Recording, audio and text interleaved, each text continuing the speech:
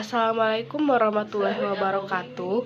Pamirsa sadayana wilujeng patepang deui sareng simkuring Reviana Maharani dina acara Warta Sunda. Simkuring bade ngadugikeun warta anu aya patalina sareng kecelakaan lalu lintas. Kareta anjlok di antara stasiun Manggarai Sudirman. Kareta anjlok nomer KA 20473 rute Manggarai Bukit.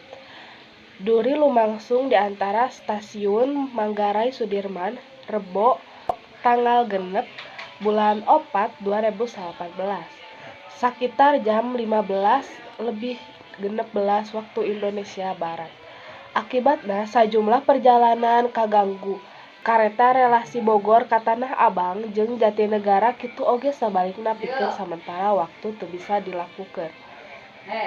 Kareta relasi Bogor jeung Bekasi nuju ka Jakarta. Sabagian ngan ukur bisa dilanjutkeun perjalanan nepi ka Jakarta kota. Pikeun ngagunakeun jasa anu embungeun nanggoan bisa ngalakukeun tiket di loket stasiun jeung dipenta ngagunakeun model transportasi lain. Ceuk Humas PT KCJ Eva Hoirunisa ngaliwatan katerangan nu ditarima tim redaksi Koran Radar Bogor.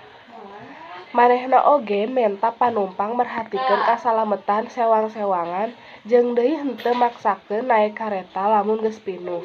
Lamun geus pinuh mangga dagoan kareta anu salanjutna, ceuk Eva.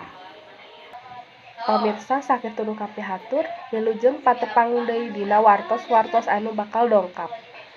Abdi Reviana Maharani, amit mundur wilujeng wengi.